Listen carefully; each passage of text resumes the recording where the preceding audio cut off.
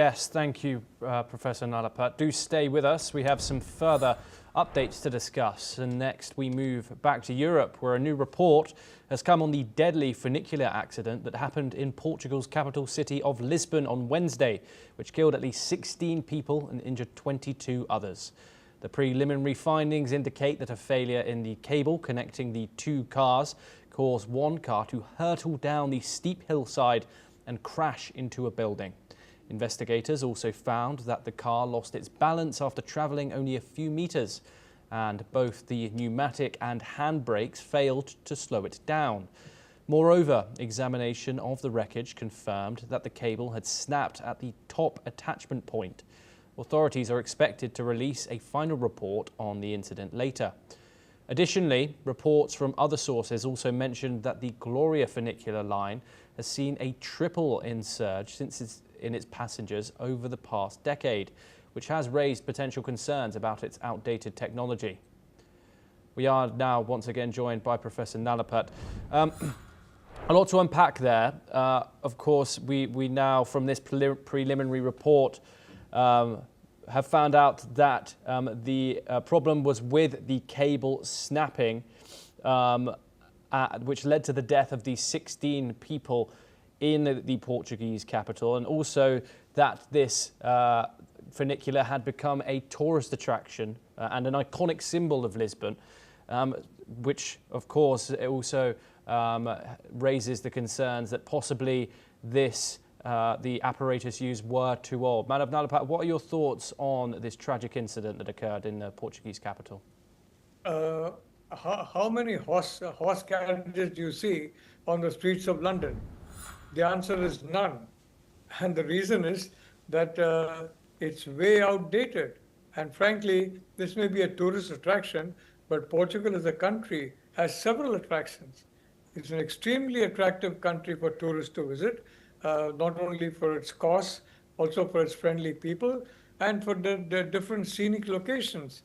There's no reason to keep the technology, which, if I'm not mistaken, the funicular railway was established in 1914, and sometime before the First World War. It's clearly outlived, its use, the way horse carriages had in a previous era, and I think they need to be retired. But I was told that the middle cable snapped, and the middle cable provides a tire balance for the carriage. And so when that snapped, and it's probably because of defective maintenance or whatever, but these things happen. The reality is it's very, very expensive to maintain outdated technologies. The new technology may look more costly in the short run, but over the medium term and definitely the longer term, they more than repay themselves several times over. So I would say that this is a wake-up call for Portugal to ensure that some other tourist attractions are highlighted, and this train is gradually phased out of service, because today it was this crash, tomorrow it may be another, and if there's another, then citizens of Portugal are not going to be very sparing on a government that saw this deadly crash and then did nothing about it, but continued with it. So yes, it's a very great tourist attraction, but the reality is horse carriages, or horse buggies, if you drive them through London, they'd be a great tourist attraction, but the inconvenience they cause and the maintenance that they will be there, on the roads and wherever, is immense. So in my view, the funicular railway has outlived its use, and it needs to be phased out. And I think Portugal needs to start thinking of doing that, because the maintenance costs are only going to go up.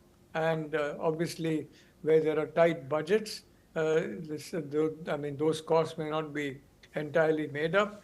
It may be made up through less and less good maintenance. So I would say that it's time for the funicular railway to slowly and gently get retired. Thank you. Thank you, Professor Madhav Nalapat, for joining us here on the programme. Pleasure to talk to you as always.